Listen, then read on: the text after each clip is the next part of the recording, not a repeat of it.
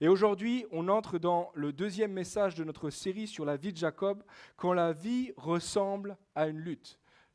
Yes, merci beaucoup. Quand la vie ressemble à une lutte. Et dans l'introduction, la semaine passée, on a fait le constat ensemble que la vie aussi est varie entre des moments extraordinaires, des saisons magnifiques qui ont le goût d'une lune de miel, ou des temps plus difficiles, des saisons où la vie ressemble vraiment à une lutte. On a vu la semaine passée que la vie de Jacob est une illustration frappante. Et en étudiant sa vie, on peut réaliser qu'effectivement, il y a des luttes, que nos vies aussi entre ces choses-là, entre du bon et des fois des luttes. Mais on voit aussi en étudiant sa vie que Dieu est capable de nous rejoindre, de rejoindre Jacob, mais de rejoindre tous les Jacobs encore en 2023 dans nos vies. On a vu aussi qu'il y a beaucoup de raisons apparentes de nos luttes qui se cachent. En réalité, il se cache souvent des raisons intérieures, des raisons qui sont plus cachées. Et dans cette série, on ne veut pas rester en surface seulement. On veut aller plus profond. On veut laisser le Seigneur aller sous la surface pour entrer dans nos luttes. On veut dire, Seigneur, oui, c'est vrai, j'ai des luttes. Mais Seigneur, rejoins-moi dans mes luttes. Rejoins-moi dans mes combats, dans mes problèmes. On croit que le Seigneur n'offre pas des solutions quick fix ou des solutions rapides comme ça, éphémères à nos problèmes. Il veut faire une œuvre profonde et durable, et en nous, et aussi au travers de nous, et dans toutes les différentes sphères qui touchent à nos vies, parce que Dieu est ce Dieu-là. Il est le Dieu qui est le Dieu de ceux qui luttent. Il est le Dieu de ceux qui ont une lutte. Et non seulement Dieu veut mettre en lumière les raisons profondes qui se cachent derrière nos luttes, mais je crois aussi qu'il veut se révéler comme la résolution, comme le tournant de toutes nos luttes. Il veut être la solution à nos luttes. Alors pour ceux qui nous rejoignent ce matin, la semaine dernière, on a vu ensemble les luttes familiales de Jacob. On a vu que ces luttes familiales sont nées dans son grand besoin d'être vu, connu, aimé et validé par son père. Il y a quelque chose en lui qui aspire à être aimé par son père. Et on a vu aussi comment, après avoir cherché à combler ses besoins par ses propres forces, Jacob a fui sa famille. Et comment Dieu l'a rejoint dans sa fuite et s'est révélé comme un père. Il s'est révélé comme le Dieu qui veut être son père à lui aussi. Ce que Jacob avait désespérément recherché dans le regard, dans les yeux de son père, il l'a enfin trouvé dans le Dieu des pères. Amen. Puis cette semaine, on a vu les luttes familiales la semaine passée. Cette semaine, nous regardons la suite de l'histoire, la suite de l'histoire de Jacob, et on va voir les luttes sentimentales de Jacob. Les luttes sentimentales. Il y en a certains, vous dites, ah, c'était pas pour moi, il faut que je parte, c'est le moment. Et je crois qu'il y a quelque chose pour toi, il y a quelque chose pour moi, et on veut vraiment laisser le Seigneur nous toucher, nous encourager aussi dans ce domaine-là, n'est-ce pas? On sait que c'est un lieu de lutte, la vie sentimentale. Alors, ce matin, on continue là où on s'était laissé la dernière fois. On va dans Genèse 29, au verset 1, et je lis à partir du verset 1. Jacob se remit en marche et gagna la région des nomades de l'Est. Il regarda, et il y avait un puits dans les champs, et à côté des trois troupeaux de brebis qui se reposaient, car c'était le puits qu'on faisait boire les troupeaux. La pierre placée sur l'ouverture du puits était grande, tous les troupeaux se rassemblaient là. On roulait la pierre de dessus l'ouverture du puits, on faisait boire les troupeaux, et l'on remettait la pierre sur la place, sur l'ouverture du puits. Jacob demanda aux bergers, « Mes frères, d'où êtes-vous » Ils répondirent, « Nous sommes de Charan. » Il leur demanda, « Connaissez-vous Laban, le petit-fils de Nachor ?» Il répondit, « Nous le connaissons. » Il leur demanda, « Est-il en bonne santé ?» Il répondit, « Il est en bonne santé. Voici sa fille Rachel qui arrive avec le troupeau. » Il dit, « Il fait encore grand jour. Ce n'est pas le moment de rassembler les troupeaux. Faites boire les brebis, puis allez les faire brouter. » Ils répondirent, « Nous ne pouvons pas le faire tant que tous les troupeaux ne sont pas rassemblés. » C'est à ce moment-là qu'on roule la pierre de dessus l'ouverture du puits et qu'on fait boire les brebis. Il leur parlait encore quand Rachel arriva avec le troupeau de son père. En effet, elle était bergère. Lorsque Jacob vit Rachel, la fille de Laban, le frère de sa mère, le troupeau de Laban, le frère de sa mère, il s'approcha. roula la pierre de dessus l'ouverture du puits et fit boire le troupeau de Laban, le frère de sa mère. Jacob embrassa Rachel et se mit à pleurer tout haut. Amen.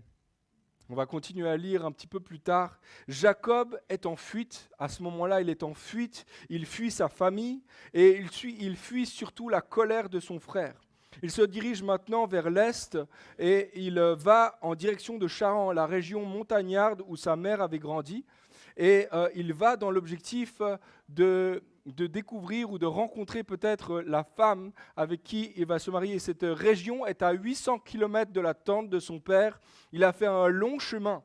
Et maintenant, Jacob arrive dans cette région-là. Et il sait que ses parents, que Isaac et Rebecca l'avaient envoyé avec ce désir-là qu'il rencontre cette femme, qu'il se marie, qu'il trouve une femme de la tribu de laquelle sa mère venait. Alors en arrivant dans la région, il trouve les bergers près du puits et il leur demande « Est-ce que vous connaissez Laban ? Est-ce que vous connaissez le frère de Rebecca ?» Et au même moment, alors qu'il pose cette question-là, la fille de Laban, qui était aussi bergère, arrive au puits. Et il trouve Jacob, et là, c'est le coup de foudre. Jacob tombe amoureux en un instant. Il y a quelque chose en lui qui se passe, il y a quelque chose en lui qui le fait même pleurer à haute voix. Hein. C'est un peu bizarre, il est sensible, le monsieur. Probablement que voilà, elle s'est dit ça à Rachel. Ah, il est bizarre le nouveau du quartier. Voilà, il passe au travers des coutumes. Là, les bergers lui ont dit non, on attend que toutes les brebis soient là, que tous les troupeaux soient arrivés et ensuite on ouvre la pierre. Lui, il passe à travers les coutumes. Dès qu'elle arrive, ok, je vais faire la place, on va abreuver ces brebis parce qu'il y a quelque chose en lui qui a vu quelque chose en Rachel. Il y a quelque chose en lui qui commence à vibrer et puis il l'embrasse. Alors il ne l'embrasse pas sur la bouche comme on pourrait s'imaginer, mais il la prend dans les bras et il y a quelque chose en lui de touché. Il y a quelque chose en lui qui est touché. Maintenant, il faut comprendre que dans cette culture-là, il y avait toutes sortes de coutumes. Il y avait toutes sortes de choses en fait qu'on ne faisait pas. Et donc, une des premières choses évidemment que Jacob fait, c'est qu'il brave une de ces coutumes-là. Et maintenant, il va rencontrer le père de cette fille. Et alors qu'il rencontre Laban, celui-ci l'accueille comme son propre fils dans la tribu. Il l'engage directement parmi ses bergers parce qu'il se dit « Ah, celui-là, il va faire un petit peu du bon job. » Aussi parce qu'il ne se laisse pas limiter par les autres bergers. Et après un mois de travail, Laban lui pose la question, qu'est-ce que ça va être ton salaire à toi ? Tu ne peux pas juste rester chez moi sans recevoir de salaire, ça va être quoi ton salaire ? Et Jacob n'hésite pas une seconde, il propose de travailler 7 années pour payer la dot de sa fille Rachel et pour la marier. Laban accepte et il lui dit au verset 20, il est dit ceci au verset 20, « Ainsi Jacob servit 7 ans pour Rachel et il parut comme quelques jours parce qu'il l'aimait. » Ah, vous voyez, il est amoureux. Il y a un truc en lui, il est capable de tout faire, il est amoureux. Maintenant, il faut comprendre ceci, c'est qu'à l'époque, la dot, c'était absolument pas ce qu'on peut s'imaginer aussi parfois dans notre culture occidentale. On s'imagine parfois que la dot, c'est un instrument d'oppression des femmes, etc. Dans cette culture-là, au contraire, c'était une manière de protéger la femme. C'est-à-dire que si le mari décédait, ou alors si le mari désertait, ou s'il répudiait sa femme, la dot servait à prendre soin de la fille. Qui était délaissée. Donc c'était une manière de protéger en fait Rachel, c'était une manière de protéger les filles qui se mariaient. Et si il ne se passait aucun de ces problèmes-là, en fait l'argent était réinjecté dans la famille pour les enfants dans les prochaines générations. Donc c'était quelque chose de tout à fait normal à l'époque. Et donc Jacob sait qu'il y a une dot à payer et il sait qu'il va devoir payer mais lui il n'a pas d'argent. Il n'a pas d'argent et là, il y a un deal qui se propose à lui. Il dit, oui, moi, je peux payer ma dot en travaillant pour toi 7 années. Et c'est ce qu'il va faire. Pendant 7 ans, il reçoit 0 salaire. Et pendant 7 ans, il travaille. Et la seule chose qu'il a en tête, c'est Rachel. Un jour, je me marierai avec Rachel. Ça vaut la peine d'amener les brebis ici, de faire ceci, faire cela, parce qu'un jour, je vais me marier avec Rachel. Jacob, c'est un romantique. Jacob, je crois que c'est vraiment un romantique. Et lui, le délai, c'est pas grave pour lui. Il attend 7 ans et pour lui, c'est comme quelques jours. Parce qu'en fait, il l'aime. Pour beaucoup d'entre nous, les histoires sentimentales, les histoires d'amour commencent un peu de la même façon que Jacob. Hein, dans les premiers temps, tout semble beau, tout est magnifique. Au début, les efforts qu'on met dans la relation, en fait, ne coûtent pas grand-chose. Certains, vous avez des exemples en tête lorsque vous avez rencontré celle-ci, celle qui est devenue votre femme, ou peut-être dans d'autres relations dans le passé, vous avez fait des choses bizarres, vous avez fait des choses que vous ne feriez pas habituellement. En général, tu passes 3 minutes au téléphone et tu es déjà là, bon, je vais écourter la conversation, on va s'arrêter là. La conversation est trop longue et tu coupes la conversation le plus vite possible. Mais pour elle, mais pour lui, tu es prêt à passer 3 heures au téléphone. Ou alors, peut-être, toi, tu es du genre plutôt casanier, tu sors pas beaucoup de la maison, tu restes beaucoup à la maison. La seule chose qui te fait sortir, c'est quand ta maman, ton père te demande d'aller faire les courses, ou alors quand tu es obligé d'aller au travail, mais la plupart du temps, tu es plutôt casanier. Et là, pour elle, pour lui, tu es capable de traverser monts et vallées, tu es capable de marcher des heures et des heures. Il n'y a plus de bus, c'est pas grave, je vais quand même marcher chez toi. Certains, vous savez exactement de quoi je parle, vous l'avez vécu. En général, tu lis très rarement. Hein, tu lis peut-être voilà, ce que tu dois lire. Certains, vous lisez seulement les manchettes des journaux, ou alors vous lisez très rapidement le rapport du patron parce qu'il vous a obligé à lire le rapport, etc. Pour d'autres, vous lisez la Bible, mais parce que vous devez un petit peu quand même lire la Bible. Il y a un truc en vous, vous n'aimez pas trop lire. Par contre, là, depuis qu'il est arrivé, tu lis ces messages, tu es devenu un spécialiste de l'analyse de texte. Hein. Maintenant, tu lis les messages avec intention. Là, chaque point, chaque virgule compte. Tu regardes chaque émoticône et tu te dis, qu'est-ce qu'il y a de caché derrière l'émoticône? Parce qu'il y a quelque chose en toi où tu es prêt à faire plus, simplement parce que, en fait, tu l'aimes, parce qu'il y a quelque chose en toi, il y a un sentiment qui est en toi. On a probablement tous et toutes vécu ce genre d'expérience au début d'une relation sentimentale. Tout semble toujours parfait. Mais, et il y a un mais, je crois qu'on a tous fait cette expérience-là aussi, dans les relations sentimentales, que des fois les choses tournent autrement. Que petit à petit, parfois, il y a des luttes qui se mettent en place. Il y a quelque chose qui coince, il y a des problèmes, il y a des difficultés, des incompréhensions, des désillusions. Et la lutte vient dans le cœur, et parfois la lutte vient dans le couple également. Et ce matin, j'aimerais vous parler de la lutte sentimentale, premièrement, de Jacob. On va voir, plusieurs ont vécu une lutte sentimentale dans ce texte-là, mais premièrement, on va regarder à celle de Jacob parce qu'il a beaucoup à nous enseigner. Dans le cas de Jacob, la lutte commence à la fin des 7 années de travail. Là, 7 années de travail, ça s'est passé facile. Il était prêt à tout faire. Mais le lendemain des 7 ans, il y a quelque chose qui tourne, il y a quelque chose qui ne va pas. Alors il a travaillé autant qu'il pouvait, et je peux imaginer il est comme au 31 décembre, il est là, il ne reste plus que 3 mois, il ne reste plus que 2 semaines, il ne reste plus que 5 jours. 3, 2, 1, donne-moi ma femme! Il a compté les jours, Jacob.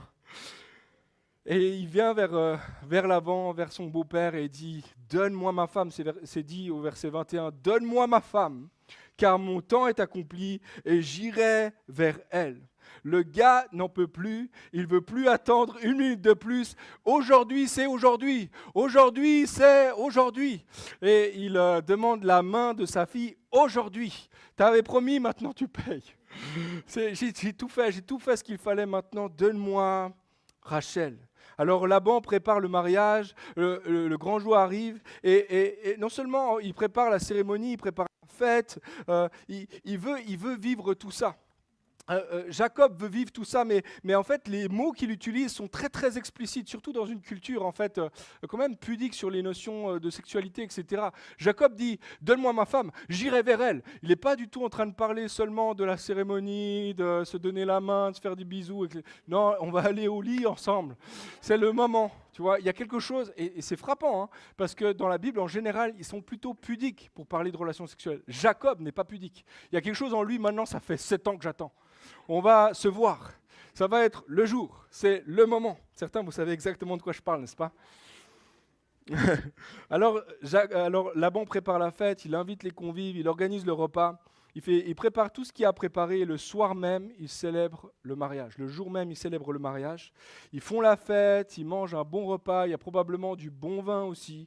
Et alors, à un moment donné, Jacob va dans la tente et là, Laban amène sa fille qu'il a mariée à Jacob. Et il est dit, verset 23, le soir, il prit sa fille Léa et l'amena vers Jacob qui s'unit à elle.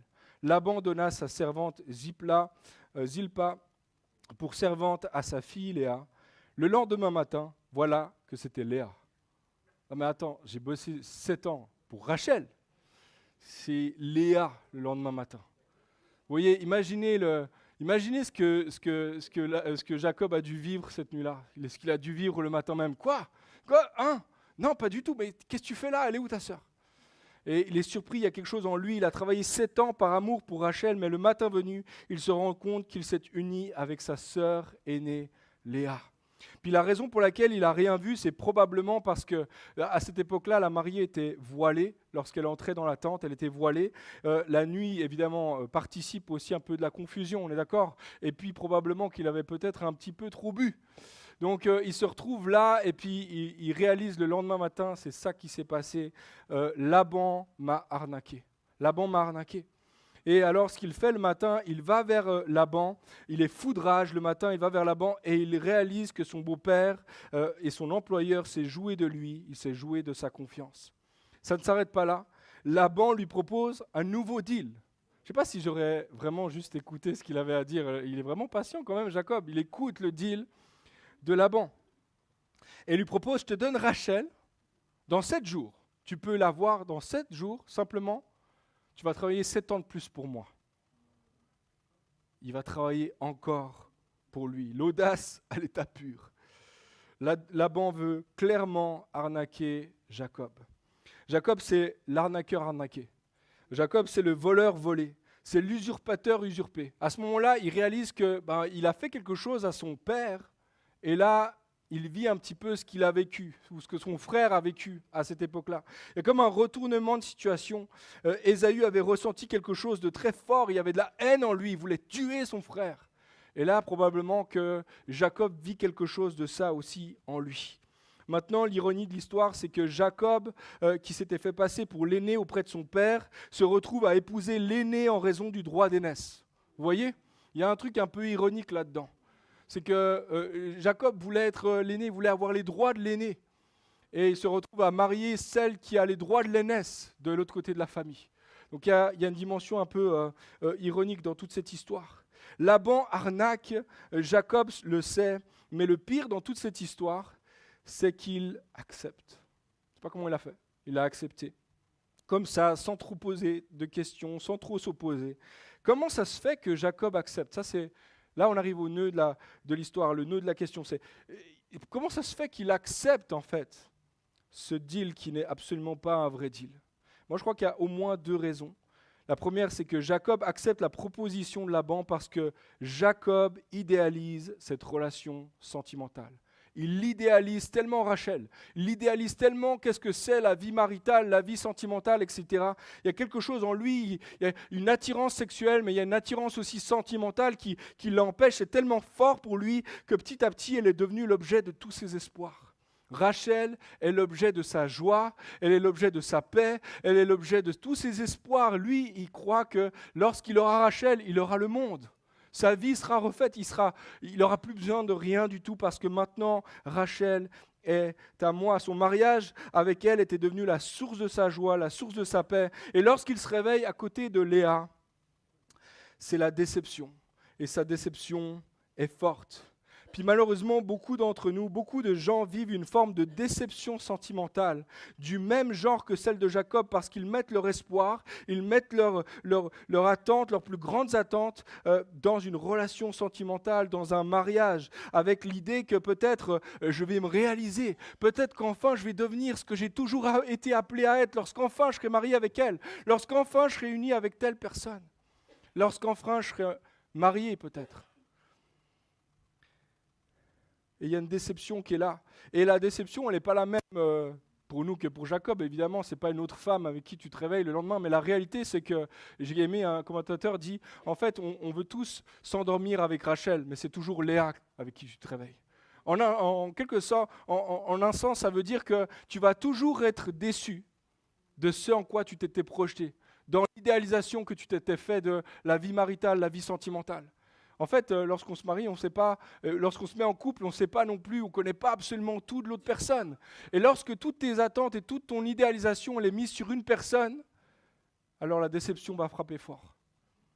La déception va frapper fort parce que personne n'est capable d'entrer ou de combler tous tes besoins, de combler toutes les attentes que toi, peut-être, tu aspires à avoir. D'autres, donc il y a certains qui vivent ça, qui vivent cette réalisation, cette déception sentimentale et qui passent d'une relation à une autre en s'imaginant que le prochain prétendant va remplir les critères. Ah, c'est pour ça qu'il y en a qui passent d'une relation à une autre, parce que en fait, elle ne compte pas mes besoins. Ah ben, c'était peut-être pas elle. Alors c'est peut-être elle, ou alors c'est peut-être lui, parce qu'enfin il va combler mes besoins. C'est pour ça aussi que d'autres restent engagés dans leur couple, ils restent là malgré tout, mais il y a une sorte de lassitude. Il y a une sorte de déception sentimentale qui tourne parfois à l'amertume et à toutes sortes de luttes dans le couple. Nous devons réaliser, les amis, que les relations sentimentales sont toujours décevantes pour ceux qui l'idéalisent. Celui qui idéalise un mariage, celui qui idéalise une relation sentimentale, va toujours être déçu parce que lorsque tu t'attends à ce qu'il te remplisse de joie, lorsque tu t'attends à ce qu'il te remplisse de paix, lorsque tu t'attends à être pleinement satisfait dans l'autre, tu vas réaliser qu'en fait, il est incapable de produire ce que ton cœur a réellement besoin. En fait, les attentes que tu places sur l'autre, c'est des attentes que tu peux seulement placer sur Dieu. Parce qu'il n'y a que Dieu qui peut remplir pleinement tous les aspects, toutes les attentes de ton cœur. La raison, c'est que ton conjoint est incapable de combler les besoins les plus profonds en toi. Timothy Keller a dit ceci: « Même le meilleur des mariages ne peut remplir de lui-même le vide que Dieu a laissé dans notre âme. » Il n'y a que Dieu qui peut réellement, pleinement satisfaire. Ce n'est pas ton conjoint, ce n'est pas ta conjointe. C'est Dieu et Dieu seul. Tu vois, il y a une image ici. Jacob idéalise Rachel, mais il se réveille à côté de Léa. Peu importe avec ton image ou l'idée que tu te fais de la personne avec qui tu te maries, le matin venu, tu vas réaliser que ce n'est pas à la hauteur de tes attentes. Il ne comblera pas, il n'est pas à la hauteur de tes attentes. La raison pour laquelle, ce n'est pas que l'autre est mauvais, même le meilleur des mariages, ce n'est pas que l'autre est mauvais, c'est juste qu'il ne peut pas combler ce que tu attends de lui. C'est impossible. C'est impossible. Non seulement parce qu'on ne connaît jamais pleinement notre conjoint, mais aussi parce qu'il évolue. Et surtout parce que ta femme, ton mari, ton amoureux, ton fiancé est incapable de fournir ce que tu recherches en lui. Dieu seul peut le faire. Moi, je crois que dans nos milieux évangéliques, on devrait faire attention dans la façon dont on parle parfois du mariage. Des fois, on parle du mariage comme si c'était la bonne nouvelle de l'évangile. Ah, il te suffit juste de marier et tu verras, tout va aller bien dans ta vie. Ah, c'est comme le ciel, le mariage. Des fois, hein. Je ne dis pas tout le temps, mais parfois dans nos discours, la façon dont on parle de ça, c'est comme si c'est le ciel, le mariage. La réalité, c'est que ce n'est pas le ciel, le mariage. C'est pas le ciel, le mariage. Et oui, certains mariages peuvent être heureux, et la plupart des mariages, on les souhaite, on prie pour ça, qu'ils soient heureux, mais c'est pas la première vocation du mariage n'est pas de te rendre heureux. La première vocation du mariage, c'est une image de l'amour de Dieu pour la terre. C'est une image de l'amour de Christ pour son Église. Et c'est un lieu de sanctification pour les deux parties du mariage. Tu es transformé à l'image de Christ par le mariage également. Laissez-moi vous dire que l'évangile n'est pas la bonne nouvelle que si tu suis Jésus, tu vas te marier avec une personne magnifique, avec 2 enfants modèles, une maison, un chien, une piscine, et la vie sera facile juste au retour de Jésus. Pas du tout. C'est pas ça la bonne nouvelle. Jésus n'est pas mort pour ça. Jésus est mort pour la bonne nouvelle de l'évangile, c'est que nous étions perdus, loin de Dieu, et que par amour pour nous, Dieu est venu parmi nous, pour vivre la vie que nous devions vivre et pour mourir la mort que nous méritions nous. Il a échangé notre place avec sa place et nous a donné la capacité de devenir enfants de Dieu, d'être justifiés, pardonnés, purifiés par son sang. Et ça, c'est la bonne nouvelle dans l'évangile, c'est que Dieu t'aime et Dieu veut t'avoir avec lui. Amen.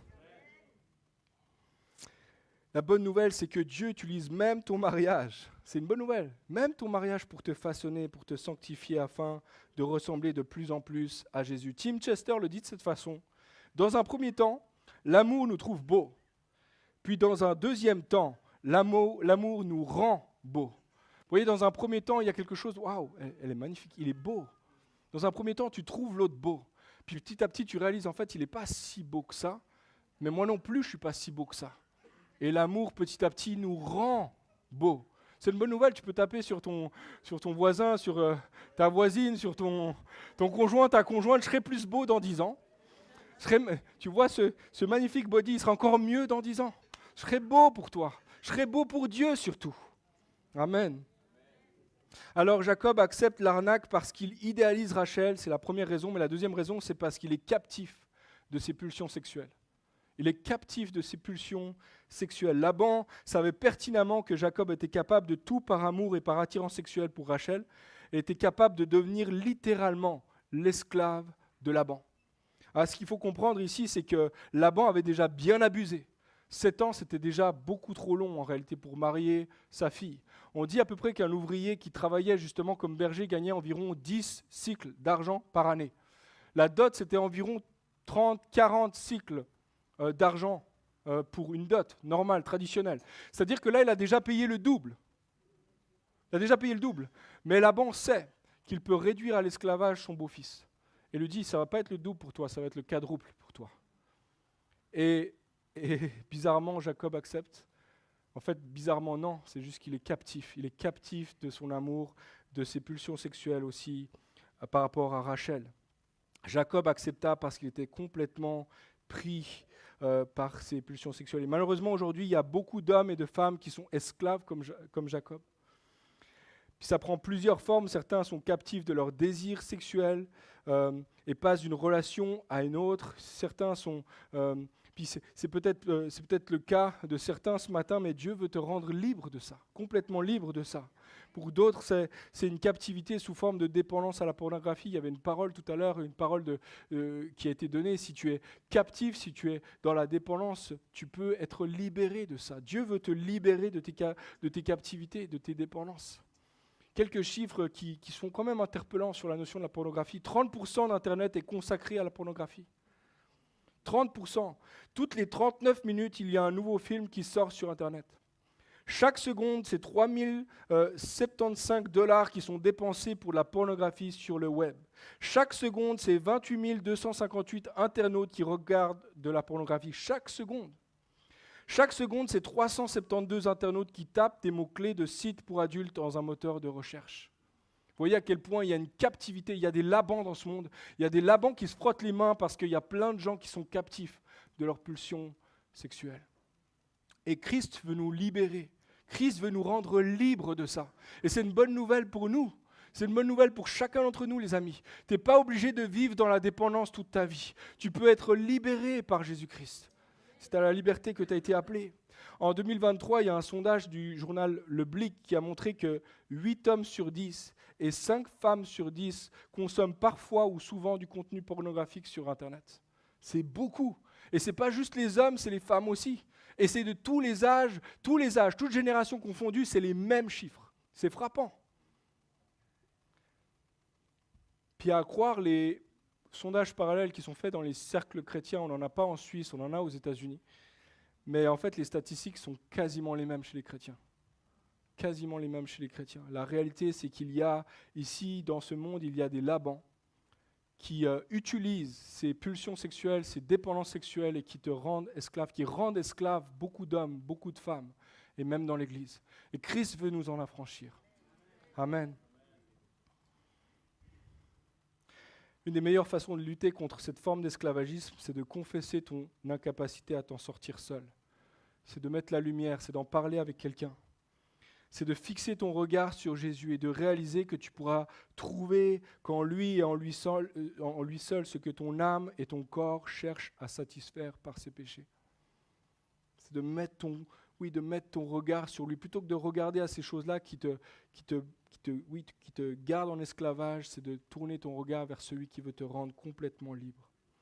Je vais te dire, toi et moi, nous sommes appelés à la vraie liberté en Christ. Si Christ nous a affranchis, ce n'est pas pour vivre sous l'esclavage, c'est pour vivre pleinement libre. Et Christ veut le faire, il va le faire pour celui et celle qui appellent à lui.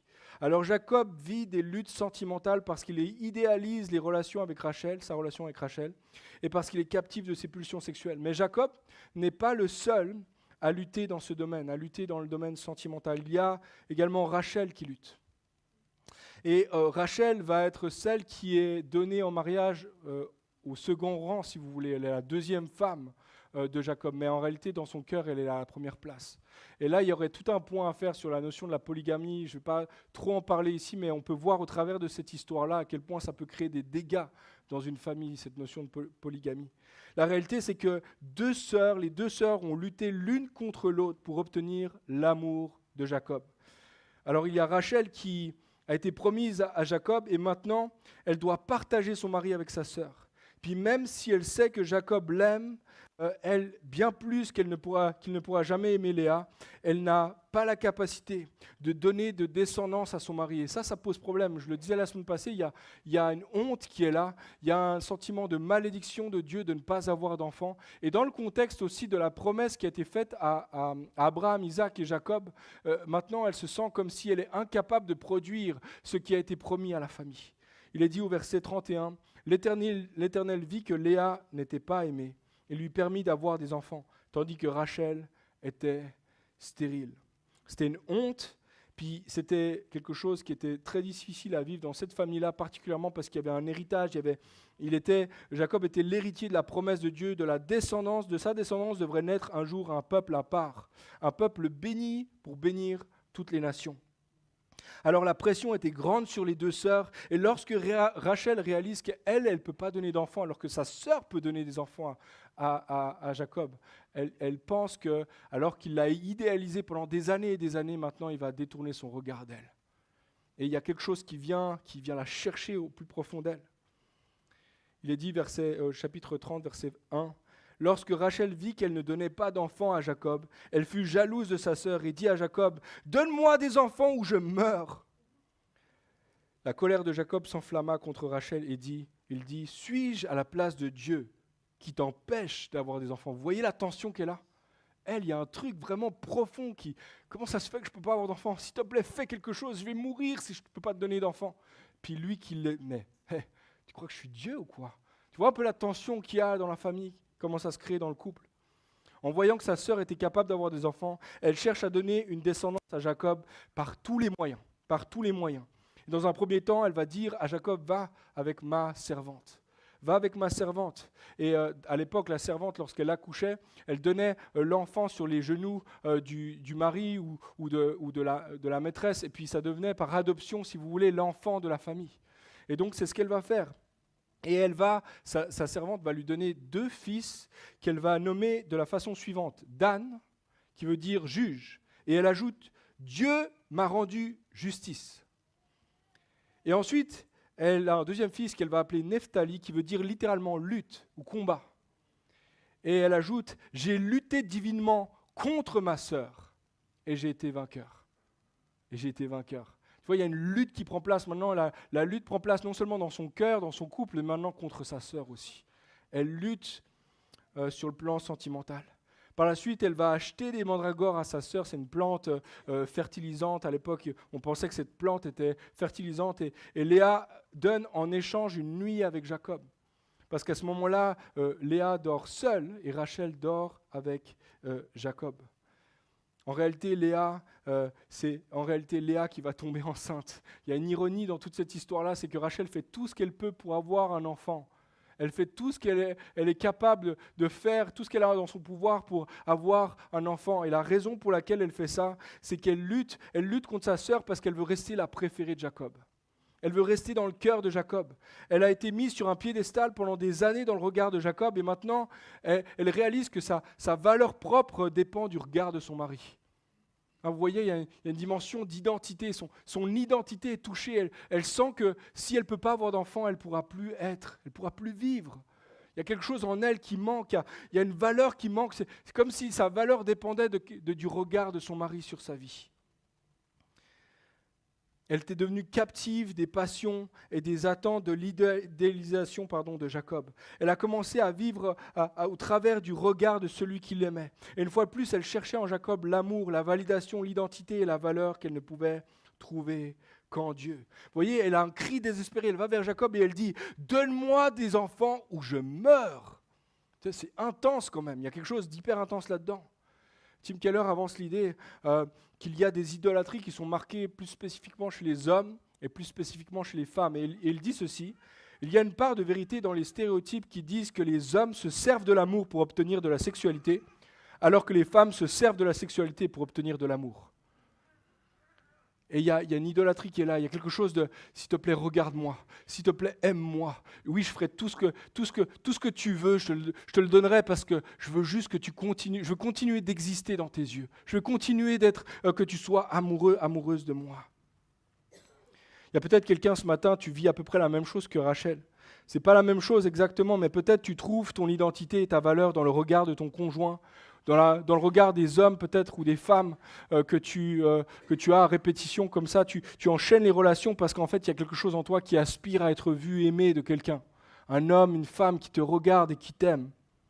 Tu cherches peut-être une forme d'approbation, une forme d'estime de toi, une valeur dans le regard de l'autre. Puis tu te rends compte qu'il y a une forme de dépendance là qui t'emprisonne, qui emprisonne ton existence parce qu'il te regarde. Lorsqu'il te regarde avec amour, alors tu te sens vivre, mais lorsque son regard est fuyant, alors tu te sens mourir. Comme Rachel qui dit « Donne-moi un fils, sinon je meurs !» Parce qu'en fait, elle sent que si il ne la regarde plus, alors elle n'existera plus, elle n'a plus d'existence pour elle-même. Quelqu'un disait, si tu vis au travers du regard d'un autre, tu vas mourir lorsqu'il ne te regarde plus, lorsqu'il n'appréciera plus. J'aimerais dire à quelqu'un, Dieu porte son regard sur toi, et son regard à lui ne varie pas. Et peut-être qu'il y a certains, vous vivez cette dimension-là de « il me regarde, il faut qu'il me regarde, il faut que je sois toujours attrayante, il faut que je sois toujours quelque chose de plus, il faut que je le divertisse, il faut que je fasse quelque chose pour qu'enfin il me voie. » Mais j'aimerais te dire, Dieu te voit, son regard sur toi ne varie pas. Son amour pour toi ne change pas. Ta valeur, il te la donne, il ne varie pas, elle dépend de ce qu'il a accompli à la croix pour toi. La croix, c'est le gage de ta valeur à ses yeux et pour l'éternité. La croix est la garantie éternelle que son amour pour toi et ta valeur sont inestimables dans son regard. Rachel lutte avec sa sœur pour rester l'idole du cœur de Jacob, en fait. Elle veut rester idéale aux yeux de Jacob. Mais Léa, elle aussi, de son côté, lutte. Depuis le premier jour que son mari enfin la regarde, enfin l'aime. Je ne sais pas si ça t'arrive, si tu arrives à imaginer la lutte, la douleur profonde de Léa parce qu'elle est littéralement utilisée par son père pour satisfaire ses aspirations, ses appâts du gain. Et ensuite, elle est mariée avec Jacob qui directement, tout de suite, le matin même, est déçu.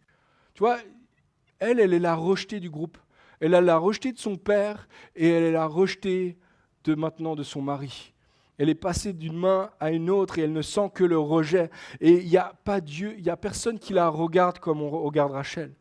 À peine 7 jours après son mariage, Jacob va épouser sa sœur Rachel, qui a toujours été plus jolie, qui a toujours été plus attrayante qu'elle. Puis on ne sait pas ce qui s'était passé tout de suite après le mariage, mais on ne sait pas si ça s'est passé tout de suite ou quelques années après le mariage, mais on sait plus tard que Jacob vit avec Rachel et ne vit pas avec Léa. Léa, elle aspire à être vue par son mari. Elle veut être vue par son mari. Elle serait prête à tout pour avoir juste un tout petit peu d'attention. Un jour même, elle va demander à sa sœur, elle va vendre de la mandragore pour avoir juste une nuit avec Jacob. J'aimerais juste une nuit. J'aimerais juste qu'il s'attache à moi une seule nuit. Imagine un instant le rejet qu'elle a dû ressentir pendant des années, où elle a littéralement dû vivre complètement isolée dans un mariage où son mari était totalement désengagé envers elle. Elle devait totalement absent. Elle devait mourir à l'intérieur d'elle. Elle était moins désirable que sa sœur aux yeux de son père. Elle était moins désirable que sa sœur aux yeux de son mari. Il y a quelque chose en elle qui vit le rejet. Et il y en a, tu connais exactement le sentiment de Léa. Et tu as l'impression que voilà, les années passent, et à mesure que les années passent, le regard des autres n'est pas sur toi. Il y a ton ami, il y a tes amis d'enfance qui maintenant se marient, qui ont des enfants, qui ont des histoires, etc. Mais toi, tu demeures seul et tu dis, mais quand ça sera mon tour ? Et tu as le sentiment d'être rejeté, que personne ne te voit, que personne n'a ce regard-là sur toi. Il y en a d'autres, tu vis en couple. Tu vis en couple, mais tu vis exactement ce que Léa vivait. Tu vis avec un mari qui est complètement absent. Tu vis avec une femme qui n'est pas là, qui est présente. Oui, elle est là dans le couple. Elle est présente dans la maison, mais elle est complètement ailleurs. Elle pense à autre chose. Elle est complètement submergée par d'autres affaires. Certains, vous vivez exactement ce que Léa a vécu. ce sentiment de solitude, ce sentiment de rejet pendant des années. Et tu serais prêt même à acheter du temps avec ton conjoint. Peut-être que tu serais prêt même à juste, tu sais quoi, je vais payer la soirée, je vais payer pour moi-même les fleurs, je vais tout faire en fait juste pour que tu me donnes, pour que j'ai l'illusion que tu me donnes un tout petit peu d'attention. Lorsque Léa tombe enceinte, la première des deux, et pour la première fois, elle nomme son fils Ruben. Son premier fils, elle l'appelle Ruben et elle dit au verset 32, « L'Éternel a vu mon humiliation, désormais mon mari m'aimera. » Elle voit qu'elle a un fils, elle. Elle a des enfants. Peut-être que maintenant, mon mari va s'attacher à moi, il va m'aimer. Et ça n'arrive pas. Lorsque Léa donne naissance à son deuxième fils, elle le nomme Siméon. Et au verset 33, elle dit, « L'Éternel a entendu que je n'étais pas aimé, il m'a accordé celui-ci. » L'Éternel prend ma défense et il va m'aimer, il va me regarder. Je lui ai donné 2 fils. Elle est incapable de donner des enfants, je lui ai donné 2 fils. Mais ça ne marche pas. Lorsqu'elle est enceinte du 3e enfant, Léa le nomme Lévi en disant au verset 34, « Cette fois-ci, mon mari s'attachera à moi, car je lui ai donné 3 fils. » Et ce n'est toujours pas le cas. Et le mot ici est très fort, s'attacher, c'est vraiment le mot d'alliance. Vous vous rappelez que l'homme quittera son père et sa mère, il s'attachera à sa femme et ils deviendront une seule chair. Léa, ça fait des années qu'elle vit avec son mari, mais elle ne se sent pas attachée à lui. Ça fait des années qu'ils sont ensemble dans la même maison. Ils mangent ensemble tous les soirs peut-être, ils ont des conversations, mais il n'y a pas d'attachement. Il n'y a pas de lien. Il n'y a comme pas de mariage. Je lui ai donné 3 fils. Maintenant, il va vraiment se marier avec moi. Ça ne marche toujours pas. Tu vois, Léa était mariée avec Jacob et dans son cœur, c'est comme si ce n'était pas le cas. Il est là, mais il n'est pas là. Il vit proche de moi, mais en fait, il est très éloigné dans son cœur. Plusieurs, vous vivez exactement cette situation-là. Parce que vous êtes attaché à quelqu'un, vous êtes marié avec quelqu'un, mais il y a un détachement, il n'y a pas le lien, il n'y a pas d'amour qui devrait avoir à la maison. Vous êtes attaché sur le plan financier, vous êtes attaché dans la même maison, mais il y a une froideur l'un envers l'autre. Peut-être au fil des années, ça s'est installé. Une fois de plus, il y a des femmes dans ce lieu qui connaissent parfaitement ce sentiment. Il y a des maris dans ce lieu qui connaissent exactement cette situation. Alors Léa lutte, elle a lutté de toutes ses forces pour obtenir enfin l'amour de Jacob, mais ça ne se produit juste pas. Et il y a quelque chose qui va se passer, on arrive à la fin du message, peut-être on pourrait jouer quelques notes, on va aller dans la prière. Et c'est là le tournant. C'est là que Dieu vient dans la lutte. C'est là que Dieu voit la lutte et il entre dans la lutte. Et Léa, qui a eu 3 enfants maintenant, va avoir un 4e enfant. Et Dieu vient la rencontrer dans sa lutte. Et de la même manière qu'il s'était révélé au milieu de la lutte de Jacob pour l'amour de son père, maintenant Léa va expérimenter quelque chose de très significatif. Elle tombe enceinte pour la 4e fois, mais cette fois-ci c'est différent. Elle donne naissance à un fils, encore un fils. Et cette fois-ci, elle l'appelle Judas. Et Judas, ça veut dire loué soit l'Éternel. Dieu soit loué. Et elle ajoute ceci, cette fois, je louerai l'Éternel. Il n'y a pas de mention de Marie, il n'y a pas de mention même de son fils. Maintenant, son regard est sur l'Éternel. Le 4e, c'est différent. Moi, je ne sais pas exactement ce que Dieu a fait, mais il y a quelque chose en elle qui s'est passé. On ne sait pas, on ne connaît pas l'histoire, le moment où il y a une révélation qui s'est passée, mais en tout cas, en elle, il y a quelque chose qui s'est passé. Maintenant, son regard n'est plus sur son mari. Maintenant, la lutte n'est plus là. Elle réalise que Dieu est le Dieu qui vient dans sa lutte, qui vient se révéler dans sa lutte. Que la joie, que la paix, que l'espérance, tout ce qu'elle a toujours rêvé, elle ne le trouvera jamais dans son mari. Elle le trouve en Dieu. Enfin, elle le trouve en Dieu. Elle ne va pas le trouver dans ses fils non plus. Maintenant, elle trouve son bonheur, sa joie en Dieu pleinement. Ses espoirs ne sont plus dans le regard de Jacob. Elle place maintenant sa vie, son espoir entre les mains de celui qui peut répondre à ses besoins les plus profonds. Et ce matin, c'est peut-être ton cas. J'aimerais te dire, place tes yeux sur Jésus. Place tes yeux sur Dieu. que tu vives une lutte sentimentale, que tu vives quelque chose à la maison, il y a une froideur qui est là, où il y a peut-être une attente depuis des années, tu attends la bonne personne et il y a eu des échecs à répétition dans ton parcours sentimental. Mais Dieu veut se révéler la source de ta joie la plus profonde. Elle découvre que ce qu'elle a cherché toute sa vie dans les yeux des hommes, ce qu'elle a cherché tout au long de sa vie dans le regard de Jacob, elle le trouve enfin en Dieu. C.S. Lewis a dit ceci: nous nous berçons dans nos aspirations initiales de rêves qui s'évanouissent dans la réalité. Je pense que chacun saisit mon argumentation. L'épouse peut être excellente, les hôtels et le paysage de toute beauté, la chimie d'un travail fort intéressant. Nous restons toujours insatisfaits. Mais si je découvre en moi un désir qu'aucune expérience au monde ne puisse satisfaire, l'explication plausible ne serait-elle pas que je suis fait pour un autre monde? Si, après avoir vécu toutes ces relations sentimentales et n'avoir jamais trouvé en lui ou en elle ce que j'ai toujours aspiré à trouver, est-ce que ça ne voudrait pas dire que je suis fait pour un autre type de relation sentimentale? Que je suis fait pour Dieu? Que je suis fait pour vivre une relation d'amour avec Dieu? Léa trouve, c'est qu'elle a toujours cherché en Dieu, toujours cherché en Jacob, et maintenant elle le trouve en Dieu. Et Judas, il faut le savoir, c'est l'ancêtre de Jésus. Judas, c'est la ligne directe, c'est l'ancêtre de Jésus. En fait, il y a quelque chose, il y a une image ici, ça veut dire que Léa va enfin trouver ce qu'elle a toujours cherché dans tous les hommes, ce qu'elle a cherché dans le cœur, dans les yeux de son père, ce qu'elle cherche maintenant dans les yeux de son mari. Elle le trouve enfin en ce Messie promis, en Jésus-Christ qui va venir des années plus tard. Dieu est venu vers la fille que personne ne voulait, celle qui était rejetée par son père, par son mari. Et elle en fait l'ancêtre de Jésus-Christ. Et le message est puissant ici, ce que son mari était incapable de lui donner, elle l'a trouvé en Dieu. Ce que son père ne pouvait lui donner, elle l'a trouvé en Dieu. Il n'y a aucun amour sur la terre qui pouvait combler pleinement ce qu'elle pouvait recevoir seulement en Jésus-Christ. Dieu est le véritable époux. Dieu est le véritable époux. La naissance de Judas annonce la naissance du véritable époux. La naissance de Judas annonce un mariage beaucoup plus grand et beaucoup plus merveilleux que tous les mariages réunis sur toute la terre.